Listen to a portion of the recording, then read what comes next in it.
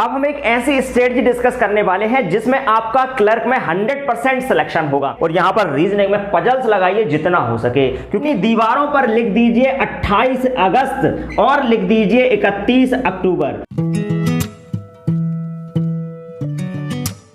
Hello everyone, this is Manish Dhakad. यदि आप banking exam की तैयारी कर रहे हैं तो यह वीडियो आपके लिए है। आज के इस वीडियो में मैं आपको आईबीपीएस क्लर्क के नोटिफिकेशन की फुल डिटेल बताने वाला हूं और साथ के साथ इसको क्रैक करने के लिए क्या स्ट्रेटजी होना चाहिए फुल डिटेल में डिस्कस करेंगे और इसका टाइम शेड्यूल क्या होना चाहिए और कैसे आप तैयारी करें ताकि आपका इसी बार सिलेक्शन हो जाए और इसी अटेम्प्ट में सिलेक्शन हो जाए। क्योंकि आप जानते हैं कि इस लॉकडाउन में बहुत सारे लोग बेरोजगार हैं और बेरोजगारी बहुत ज्यादा बढ़ चुकी है। ऐसी कंडीशन में ये आपके लिए एक बेस्ट अपॉर्चुनिटी है। तो आज का एक बढ़िया तरीके से हम एक प्लान तैयार करते हैं और उस प्लान के द्वारा अगर आप उस पर चल पाए तो मुझे लगता है 101% आप यहां पर सिलेक्शन ले पाएंगे। ये जो आपका क्लैरिकल का जो एग्जाम है, ये एग्जाम है आपका 11th नंबर का। तो अगर हम देखें यहां पर इससे आगे, तो यहां पर जो पार्टिसिपेटिंग बैंक्स हैं वो है bank of Baroda, Canara bank, Indian overseas bank, UCO bank. इस तरीके से यहां पर टोटल 11 बैंक्स हैं जो कि यहां पर पार्टिसिपेट करेंगे और इन बैंकों में जो वैकेंसीज आएंगी उनमें आप सिलेक्ट होंगे। लेकिन आपको इसके लिए आईबीपीएस का एग्जाम क्रैक करना होगा जो कि क्लैरिकल का एग्जाम, और इसकी 2 स्टेज होंगी, एक प्रीलिम्स होगा और एक मेंस होगा। आगे हम डिटेल में देखेंगे। अभी फिलहाल हम देखते हैं कि द टेंटेटिव शेड्यूल क्या है। तो यहां पर जो टेंटेटिव डेट्स दी हैं आईबीपीएस ने, ऑनलाइन रजिस्ट्रेशन की जो डेट है वो है यहां पर 12 जुलाई से 1 अगस्त 2021। स्क्रीनशॉट में आपको दिख रहा है। आगे अगर हम देखें तो पेमेंट ऑफ एप्लीकेशन फीस है, यहां पर जो ऑनलाइन उसको आपको फिल करना है और भरना है वो है 12 जुलाई से लेकर 1 अगस्त तक। फिर अगर हम देखें यहां पर डाउनलोड, अगर आप इसके कॉल लेटर प्री एग्जाम के डाउनलोड कर सकते हैं अगस्त 2021 तक। और अगर हम बात करें प्री एग्जाम जो ट्रेनिंग जो इसकी होगी वो होगी 16 अगस्त को। ठीक है, इससे थोड़ा सा 1-2 दिन आगे भी हो सकती है। फिर अगर हम आगे बात करें कि ऑनलाइन एग्जाम कब होगा प्रीलिम्स का, तो आप बहुत दिनों से वेट कर रहे थे और ये आपको देखो यहां पर एग्जाम की डेट दे दी गई है। एग्जाम की डेट है 28 अगस्त, 29 अगस्त और 4 सितंबर तक। यहां पर आप इनके एग्जामों के 3 डेट यहां पर दी हैं। और आप जानते हैं कि बैंक की अगर हम बात करें तो 2 शिफ्ट में आपके एग्जाम होते हैं, लेकिन प्रीलिम्स के 3 शिफ्ट में एग्जाम होते हैं। ठीक है, तो यहां पर अगर हम देखें तो आपका 28 और 29, आप ऐसा मान लीजिए कि 28 अगस्त को ही आपका एग्जाम है। ठीक है, अब 28 अगस्त को अगर आपका प्री है तो आगे आप वीडियो में अंत तक बने रहिए। अगर वीडियो पसंद आता तो लाइक और शेयर जरूर करना, क्योंकि आगे मैं इसकी स्ट्रेटजी बताने वाला हूं। क्योंकि नोटिफिकेशन तो आपको मिल ही जाएगा, बहुत सारे यूट्यूबर्स यहां पर नोटिफिकेशन बता चुके हैं, लेकिन सबसे मेन है यहां पर स्ट्रेटजी। अगर आपने स्ट्रेटजी बना ली 100% सिलेक्ट होने की तो समझना कि इस बार जॉब आपकी। अब चलते हैं आगे। अगर हम देखें तो यहां पर result of online exam prelims का ये यहां पर सितंबर और अक्टूबर में यहां पर एग्जाम दे देंगे, इसका रिजल्ट दे देंगे। फिर आगे देखें मेंस एग्जाम की बात करते हैं। तो देखिएगा प्रीलिम्स की अगर हम बात करें तो प्रीलिम्स तो ऐसा है कि इजीली निकल जाएगा, कोई दिक्कत ही नहीं है। आप थोड़ी सी प्रैक्टिस करिए, अभी से प्रैक्टिस में लग जाइए। लेकिन मेन है यहां पर मेन एग्जाम, तो मेन एग्जाम आपका है 31, यहां पर 31/10/2021 को आपका मेन एग्जाम है। तो अब आपको यहां पर इस डेट तक आपको मेंस की तैयारी करना। अगर आपका देखो प्रीलिम्स तो ऐसा है कि अगर आप अच्छी प्रैक्टिस करते हैं तो प्रीलिम्स क्वालिफाई होगा, बट अब आपको मेंस को भी थोड़ा थोड़ा लेके चलना है। करंट अफेयर आप पढ़ते रहिए, कंप्यूटर भी पढ़ते रहिए। अब यहां पर अगर हम देखें आगे, अगर बात करें एलिजिबिलिटी क्राइटेरिया की, तो यहां पर आप भारत के नागरिक हो, ये सब इस तरीके से अगर देखें तो नेपाल और भूटान का इस तरीके से यहां पर दिया है और ये कंडीशंस दी हैं। तो अब अगर आगे देखें एज की, तो एज आपकी 1993 से 2001 के बीच में ही होना चाहिए, 2001 से कम नहीं होना चाहिए और 1993 से यहां पर और पीछे नहीं होना चाहिए। जैसे 92 का आपका जन्म है तो इसके लिए अगर ओबीसी SC ST में आप आते होंगे तब आप फॉर्म भर सकते हैं, अदरवाइज आप नहीं भर पाएंगे। तो चलिए आगे बात करते हैं। स्क्रीनशॉट आपको साइड में दिख रहा होगा। आगे अगर हम देखें एजुकेशन क्वालिफिकेशन की, तो एजुकेशन क्वालिफिकेशन आपका यहां पर लिखा हुआ है degree in any discipline from a university recognised by the government of India. मतलब आप ग्रेजुएशन होना चाहिए आपके पास। अब आप स्टेट गवर्नमेंट की किसी यूनिवर्सिटी से ग्रेजुएशन प्राप्त हो या फिर किसी सेंट्रल की यूनिवर्सिटी से। ठीक है, ये हो गई आपकी क्या एलिजिबिलिटी। अब अगर हम आगे बात करें तो यहां पर एक्स सर्विसमैन और इनका सबका डिटेल्स दिया है, बट मैन जो अब मेन जो गाइडेंस अगर हम देखें यहां पर जो आपके लिए होगी और जिस पे आपको फोकस करना है वो ये है कि यहां पर प्री एग्जामिनेशन जो ट्रेनिंग है वो आप जरूर ले लेना। और इसमें अगर हम देखें जो मेन पॉइंट है वो ये है कि ऑनलाइन एग्जामिनेशन का जो स्ट्रक्चर है वो क्या है, किस तरीके से आपका ऑनलाइन एग्जाम होने वाला है इसके बारे में। तो देखिए स्क्रीनशॉट आपको दिख रहा होगा। इंग्लिश लैंग्वेज अगर हम प्रीलिम्स की बात करें तो पहले नंबर पे आपको इंग्लिश लैंग्वेज दिख रही है, जो कि यहां पर नंबर ऑफ क्वेश्चन यहां पर 30 है और मैक्सिमम मार्क्स भी यहां पर 30 है। पर इसमें जो टाइम है वो इंडिविजुअल टाइमिंग होती है, जैसे 20 मिनट्स आपको दिए जाएंगे और न्यूमेरिकल एबिलिटी के जो टोटल क्वेश्चन होंगे वो 35 होंगे, 35 मार्क्स के, और यहां पर 20 मिनट ही आपको यहां पर भी मिलने वाले हैं। और फिर रीजनिंग की बात करें तो रीजनिंग भी यहां पर आपके 35 क्वेश्चन रहेंगे और 35 मार्क्स के, और यहां पर 20 मिनट्स आपको वहां पर भी मिलेंगे। मतलब टोटल आपको 1 आवर दिया जाएगा 20 मार्क्स में, ऐसे 20 मिनट्स में इसको अलग अलग बांट दिया गया है। और अगर हम यहां पर देखें टोटल 1 आवर में से अब इसकी क्या स्ट्रेटजी होना चाहिए वो मैं आगे आपको बताऊंगा, तो बने रहिए अंत तक। अब यहां पर अगर हम देखें कि मेंस एग्जामिनेशन की बात करें तो मेंस एग्जामिनेशन में यहां पर जनरल फाइनेंशियल अवेयरनेस आने वाली है, आपकी 50 क्वेश्चंस रहेंगे और यहां पर मैक्सिमम मार्क्स 50 यहां पर रहेंगे और 35 मिनट आपको दिए जाएंगे। इंग्लिश आपकी 40 क्वेश्चंस रहेंगे और 40 मार्क्स के, जिसमें भी आपको 35 मिनट्स दिए जाएंगे। और रीजनिंग एबिलिटी और कंप्यूटर में आपको 50 क्वेश्चंस रहेंगे जो कि 60 मार्क्स के रहेंगे, 45 मिनट्स दिए जाएंगे। और क्वांटिटेटिव एप्टीट्यूड में आपके 50 क्वेश्चंस रहेंगे और जो कि 50 मार्क्स के, और यहां पर 45 मिनट्स आपको दिए जाएंगे। तो इस तरीके से टोटल 160 मिनट्स आपको यहां पर अलॉट होंगे और यहां पर 200 मार्क्स आपको यहां पर टोटल दिए जाएंगे, जिसमें से आप यहां पर टोटल क्वेश्चन रहेंगे 190। अब 200 में से आपको कितने मार्क्स लाना है वो आगे मैं वीडियो में बताऊंगा। अब अगर हम देखें तो ये था पूरा आपका यहां पर एग्जाम का स्ट्रक्चर और इतने सब्जेक्ट आपके आते हैं, इनकी प्रिपरेशन आपको करनी है।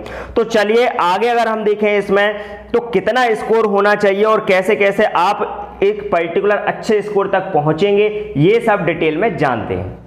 अब हम एक ऐसी स्ट्रेटजी डिस्कस करने वाले हैं जिसमें आपका क्लर्क में 100% सिलेक्शन होगा। देखो माय डियर एस्पिरेंट, ध्यान रखना, अपनी दीवारों पर लिख दीजिए 28 अगस्त और लिख दीजिए 31 अक्टूबर। रोज सुबह उठते से ही इन डेट्स को जरूर देख लेना, क्योंकि इन डेट्स को ध्यान में रख के आप स्ट्रेटजी बनाएंगे तो 100% सक्सेस होंगे। देखिएगा, ध्यान से समझिए। अगर हम बात करें प्रीलिम्स की तो प्रीलिम्स में इंग्लिश आ रही है, रीजनिंग आ रही है और मैथ्स रही, और हम जानते हैं कि हर एक पर्टिकुलर टॉपिक के लिए यहां पर 20-20 मिनट आपको दिए जाएंगे और सेक्शनल कट ऑफ होता है, ये भी आप बहुत अच्छे से जानते हैं। तो अगर हम देखें यहां पर 30 क्वेश्चन आ रहा है और यहां पर 35 आ रहा है और यहां पर 35 आ रहा है। अब जो स्टूडेंट नए हैं उनको ये बिल्कुल भी समझ में नहीं आ रहा कि इतना सारा सिलेबस कैसे कवर होगा। माय डियर एस्पिरेंट, यदि आप नए हैं तो आप एक काम करिए, पर्टिकुलर टॉपिक को डिसाइड कर लीजिए। जैसे मान लो जितने भी टॉपिक, जैसे मैथ्स की अगर हम बात करते हैं तो हम जानते हैं कि परसेंटेज आता है, प्रॉफिट एंड लॉस आता है, और इधर चले जाओ तो आपका टाइम एंड वर्क आता है, टाइम एंड डिस्टेंस आता है, सीआई आता है, एसआई आता है, मेंसुरेशन के 1-2 टॉपिक आते हैं। तो जिनमें आपका बहुत ज्यादा इंटरेस्ट है उनको आप सिलेक्ट कर लीजिए और उन पर ही प्रैक्टिस करिए। और साथ के साथ जो स्टूडेंट 28 अगस्त तक रेगुलर मॉक टेस्ट लगा लेगा, मॉक टेस्ट लगा लेगा और मॉक टेस्ट लगाने के बाद उसको एनालाइज कर लेगा, उसको एनालाइज कर लेगा, मैं कहता हूं 100% उसका सिलेक्शन हो जाए। क्योंकि एनालाइज करने पर बहुत सारे क्वेश्चंस ऐसे होते हैं जो आपसे नहीं बनते और वहां पर वो आपसे बनने लगते हैं। और बैंक आप जानते हैं कि 100% आपसे स्पीड मांगता है। अगर आपकी स्पीड बिल्कुल धमाकेदार हुई वहां पर और आपको टेबल्स अच्छे से याद है, क्यूब्स अच्छे से याद है, तो प्रीलिम्स आपका ही है, ध्यान रखना। आप इजीली प्रीलिम्स में सिलेक्शन ले सकते हैं। तो स्पीड पर यहां पर आप थोड़ा सा मेहनत करो और साथ के साथ एक्यूरेसी पर आप मेहनत करो, क्योंकि बैंक आपसे प्रीलिम्स में स्पीड और एक्यूरेसी मांगता है। तो यहां पर 28 अगस्त तक आपको मॉक टेस्ट लगाना है, पहली बात यह है। दूसरी बात, हर एक मॉक टेस्ट को आपको बहुत अच्छे से एनालाइज करना है और सिंथेसाइज करना है। दूसरा, जो टॉपिक आपसे नहीं बन रहा है उस टॉपिक को बहुत अच्छे से पढ़ना है, उस टॉपिक को आपको रीड करना है। और साथ साथ रीड करने के साथ साथ एक बात और आपको प्लस ध्यान रखनी है कि रीड करने पर हमें सिर्फ पढ़ना ही नहीं है, उस चीज को अंडरस्टैंड भी करना है। ठीक है, अंडरस्टैंड करना है, ये बात ध्यान रखना। ठीक है, उस चीज को समझना भी है। अब अगर हम यहां पर देखें तो इंग्लिश, रीजनिंग, मैथ्स, 28 अगस्त तक आप मॉक टेस्ट लगाइए और जो टॉपिक आपको क्लियर नहीं हो रहा उस टॉपिक को आप यहां पर एनालाइज करेंगे और साथ साथ रीड और अंडरस्टैंड करेंगे। अब अगर हम देखो यहां पर पर्टिकुलर टॉपिक की ही बात करें, जैसे इंग्लिश की ही बात करें, रीजनिंग की ही बात करें और मैथ्स की ही बात करें, तो देखिए इंग्लिश में आप एक काम करिए, अभी से द हिंदू पढ़ना स्टार्ट करिए, क्योंकि जितनी ज्यादा आपकी रीडिंग हैबिट होगी, आप जितना ज्यादा इंग्लिश को समझ पाएंगे उतने ही जल्दी यहां पर आप करेक्ट क्वेश्चंस कर पाएंगे। जैसे आप जानते हैं कि पुरानी जो लिस्ट गई थी वो यहां पर 78 गई थी, मान लेते हैं, क्योंकि एमपी की जो लिस्ट गई थी वो 78 पे गई थी। अब पुराना अगर हम प्रीलिम्स का रिजल्ट देखें तो 78 पे सिलेक्शन हुआ। अब 78 पे सिलेक्शन होने के लिए आपके कम से कम इस बार 80 प्लस मार्क्स आना चाहिए, तभी तो आप प्रीलिम्स में यहां पर सिलेक्ट होंगे। और इतने मार्क्स लाने के लिए माय डियर एस्पिरेंट यहां पर 20 मार्क्स तो आपके यहां पर होने ही चाहिए इंग्लिश में। और फिर रीजनिंग में बात करें हम तो यहां पर कम से कम यहां पर 30 मार्क्स आपके रीजनिंग में हो और 30 मार्क्स आपके यहां पर हो, तो टोटल हो जाएंगे कितने आपके 80, यहां पर आप सिलेक्शन ले लेंगे। लेकिन बहुत सारे स्टूडेंट ऐसा सोचते हैं कि भाई इंग्लिश में क्वालिफाई कर लो तो सिलेक्शन हो जाएगा। भाई अब नहीं होगा, आपको इंग्लिश में भी अच्छे मार्क्स लाने पड़ेंगे। जो स्टूडेंट यहां पर 25 ला सकते हैं वो थोड़ा बहुत इधर कम कर लें तो तब भी बात बन जाएगी, ठीक है। लेकिन फिर भी आपको यहां पर 80 प्लस मार्क्स लाने ही है, तभी आपका सिलेक्शन होगा। पेपर बिल्कुल इजी आता है, मैं आपको बता देता हूं। प्रॉब्लम जाती है टाइमिंग की, यदि आप यहां पर टाइम मैनेज कर गए तो 100% आप एग्जाम में सिलेक्ट हो पाएंगे। अब चलते हैं 28 अगस्त के बाद आपकी स्ट्रेटजी क्या होना चाहिए। मान लीजिए आपका पेपर बहुत अच्छा गया तो बस दूसरी डेट है हमारी 31 अक्टूबर। अपनी दीवारों पर 31 अक्टूबर लिख दीजिए, क्योंकि ये बार बार आपको दिखना चाहिए कि इस डेट तक, इस डेट से पहले आपको अपनी प्रिपरेशन 100% करना है, क्योंकि ये है आपके लिए गोल्डन अपॉर्चुनिटी। इसके बाद इस तरीके की कोई भी वैकेंसी आपको नहीं मिलेगी, क्योंकि बात यह कि एक बार वैकेंसी निकलने के बाद नेक्स्ट टाइम वो वैकेंसी 1 साल बाद आती है। और इस समय आप जानते हैं कि बहुत ज्यादा घोर बेरोजगारी है माय डियर एस्पिरेंट, और ऐसी कंडीशन में बहुत दिक्कत हो जाएगी आप सभी को। तो पढ़ाई करिए और मेहनत करिए। अगर हम मेंस की बात करें तो माय डियर एस्पिरेंट यहां पर 4 सब्जेक्ट होते हैं। एक आपका जनरल फाइनेंशियल अवेयरनेस, दूसरा हो जाएगा जनरल इंग्लिश, और तीसरा हो जाएगा रीजनिंग, और चौथा हो जाएगा क्वांटिटेटिव एप्टीट्यूड। अब क्या होगी परफेक्ट स्ट्रेटजी, तो मैंने आपको बताया है कि 31 अक्टूबर की डेट जो है वो अपनी दीवारों पर लिख दो, और इस डेट को ध्यान में रखकर ही आपको अपनी स्ट्रेटजी बनाना है। तो यहां पर अगर हम देखें तो जनरल फाइनेंशियल अवेयरनेस के यहां पर 50 क्वेश्चन रहेंगे, 50 नंबर के। कैसे करें तैयारी कि 35 मिनट में यहां पर 100% स्कोर हो सके, तो इसके लिए आपको करना क्या है, करंट अफेयर के लिए द हिंदू पढ़िए डेली। इसके साथ साथ आप बहुत सारी मैगजीन्स आती हैं, किसी एक मैगजीन को फॉलो करें जिसमें आपको लग रहा हो कि जिसमें आपको पढ़ने में बहुत अच्छा लगता हो, उसमें से एक मैगजीन को फॉलो करें। और पर डे बहुत सारे यूट्यूब चैनल्स हैं जहां पर करंट अफेयर मिलता है, वहां पर एक वीडियो को ही फॉलो, एक वीडियो को फॉलो करने का मतलब है किसी एक चैनल को फॉलो करने के बाद आप रेगुलर बेसिस पर वो वीडियो देखें, ठीक है। एक टीचर को ही फॉलो करें ताकि वो चीज, क्योंकि कई बार ऐसा रहता है कि हम यूट्यूब खोले, पता चल रहा है कि शुरुआत कर रहे थे हम करंट अफेयर की और शुरुआत हो गई किसी दूसरी मूवी या किसी सॉन्ग की, ठीक है। तो ऐसा नहीं होना चाहिए। अब अगर आगे देखें हम तो जनरल इंग्लिश की बात करें तो इसके लिए द हिंदू सबसे बेस्ट है। और साथ के साथ आप ग्रामेटिकल पोर्शन, तो ऐसा है मैं आपको बता देता हूं, अभी जो जितनी भी एग्जाम हो रहे हैं ग्रामेटिकल पोर्शन करने वाले व्यक्ति ऐसे हैं वो हमेशा उनको असफलता ही मिलती है। करना है ग्रामेटिकल पोर्शन का, मैं मना नहीं कर रहा हूं, आप कोई भी बुक ले लीजिए, चाहे आप यहां पर परफेक्ट की बुक ले लें या लूसेंट की बुक ले लें, लेकिन बात यह है कि जब तक आपकी अंडरस्टैंडिंग नहीं होगी, अंडरस्टैंडिंग इन द सेंस कि यहां पर द हिंदू आपको एकदम समझ में आ जाना चाहिए। जैसे एडिटोरियल पढ़ रहा हो तो उसके अंदर का जो उसके अंदर जो थीम है वो आपको समझ में आ गई, तो समझ जाओ कि वहां पर इंग्लिश आपकी अच्छी इंप्रूव हो गई और आप जल्दी कर पाएंगे। तो यहां पर 40 क्वेश्चन आएंगे, यहां पर 40 नंबर के, और 35 मिनट में आपको करना है, कर सकते हो आप, आराम से प्रैक्टिस करते रहिए। बात करते हैं रीजनिंग की। अगर आपको रीजनिंग और कंप्यूटर में सफल होना तो कंप्यूटर के आप सिर्फ क्वेश्चन लगा लीजिए और यहां पर रीजनिंग में पजल्स लगाइए जितना हो सके, क्योंकि मोस्ट ऑफ टाइम जो स्टूडेंट है वो यहां पर असफलता उसको एक ही जगह मिलती है, वो पजल्स में, सिटिंग अरेंजमेंट में। अगर आपने ये कर लिए तो समझ जाओ कि रीजनिंग भी आपसे बन गई, क्योंकि एक पजल आपका 6 से 7 मिनट निकाल देता है और ऐसी कंडीशन में बहुत ज्यादा दिक्कत, वहां पर स्टूडेंट के मन में बहुत ज्यादा डिस्टर्बेंस आ जाता है, जिसकी जिसकी वजह से पूरा पेपर उसका बिगड़ जाता है। डिस्टर्बेंस क्यों आ रहा है? क्योंकि वजह ये कि जिस पजल में आपका यहाँ पर 5 मिनट्स जाना चाहिए वहां पर आपके यहाँ पर 10 मिनट्स हो गए, तो मतलब ही नहीं निकला कुछ भी। ठीक है, तो यहां पर आप पजल्स लगाइए ज्यादा से ज्यादा।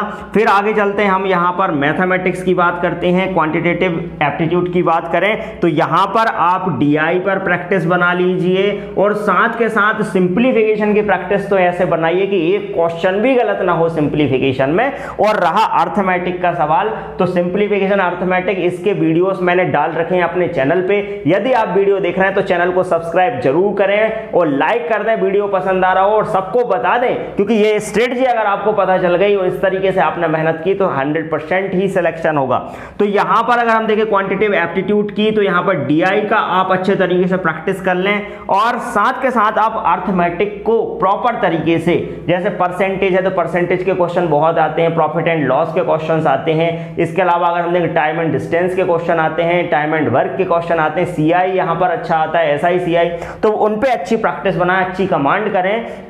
और साथ के साथ आप हर 2 दिन के अंदर एक मॉक टेस्ट जरूर लगाएं और उसको एनालाइज करें। तो इस तरीके से आप यहां पर इसकी स्ट्रेटजी बनाएं। 50 क्वेश्चन आएंगे और 50 मार्क्स के आएंगे और 45 मिनट्स आपको यहां पर मिलेंगे, जो कि काफी कम होते हैं। और एक्यूरेसी के साथ आपको करना है, एक्यूरेसी बनाए रखनी है और अपनी कॉन्शियसनेस बढ़ाइए। मैं आपको बता रहा हूं तो 100% यहां पर आपकी एक्यूरेसी भी बढ़ेगी और साथ के साथ यहां पर आप कम टाइम में ज्यादा क्वेश्चन कर पाएंगे। लेकिन कॉन्शियसनेस का मीनिंग क्या होता है कि क्वेश्चन आपने एक बार पढ़ा और वो एक बार में ही समझ में आ जाए। ठीक है, तो वो कैसे होगा? जब आप बिल्कुल एक्टिव रहेंगे, अपने डेली रूटीन में वो हैबिट डाल लेंगे, तो अपने आप एक बार में पढ़ने से आपको क्वेश्चन समझ में आने लगेंगे और आप उसे बहुत जल्दी कर पाएंगे। ठीक है, तो ये थी यहां पर इसकी स्ट्रेटजी। इसके अलावा अगर आपको कोई भी डाउट है तो कमेंट बॉक्स में कमेंट करके जरूर बताएं, मैं आपको आंसर जरूर करूंगा। वीडियो अच्छा लगा हो तो लाइक और शेयर करें और सब्सक्राइब जरूर कर लेना चैनल को। Thank you.